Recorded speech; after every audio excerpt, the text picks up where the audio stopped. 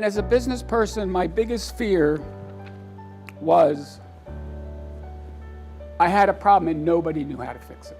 4 or 5 years ago in the healthcare industry is when we first started seeing all these hospital ransomware pop up in the news media. We are going to lose this concept of a common truth. It's when people begin to think, is this email really from Better Business Bureau? Does this really matter? And the loss of that trust, you really can't put a full dollar figure to. The audience for this is much broader than just healthcare professionals and healthcare IT professionals. This is a problem that, as we all know, touches every single business, every single operation across our country. Every organization is a software company. Every organization is taking advantage of the cloud, but they're still using the old ways of counting vulnerabilities, counting IP addresses. Is their investment in the cloud as secure as they think it is? Welcome back to Business Risks 2020. I'm your co-host, Graham Dodge from Magic, joined here once again by Janet Ladd from Carroll Community College. Our first keynote speaker, Ron Gula. I think a lot of what we're going to be talking about for the future of cybersecurity is not only tied with government, with commercial, but also nonprofit, rebranding our industry to something called the data care industry.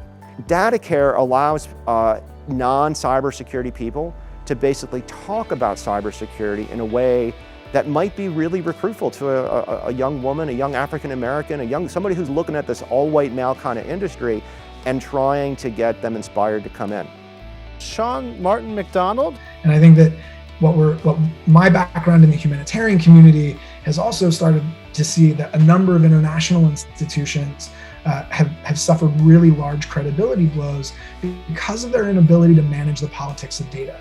We have to open up the way that we experiment with tech more, particularly in public health. And we are ready for another trivia battle for another 100 points. Who in an organization is ultimately responsible for managing information security risks?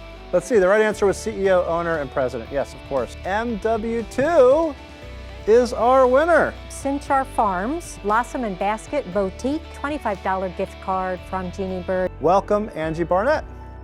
So as a business owner and or as a vendor, this capacity to be always aware, prepared, and responsive, that was critical. And we would not have survived this. We probably would have lost a lot of our data, our systems crashing, had it not been for the incredible IT vendor that we have under contract services. Consequence to that, not lost time, not dollars, not anything, but actually the biggest one to me is our customers' trust was eroded as a result of some of these.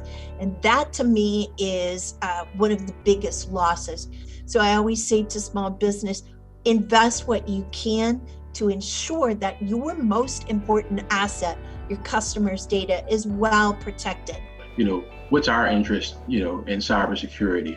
Well, our interest is, we want you to stay in business. So that is really one of the founding or the driving things for this entire conference was the experience that some of our members in Magic have experienced with that exact thing, that they're out there selling services to larger companies who then hit them over the head with these crazy onerous requirements for information security, some of which weren't even relevant to their particular business. And so that raised this question, where do these things come from? But what do you do to protect your own data? How do you care for your own data? It instantly changes the conversation. A state-of-the-art system in place in order to function within that universe anymore. And if you don't, then you're not going to be a business affiliate anymore. This is kind of what you need to be successful in cyber.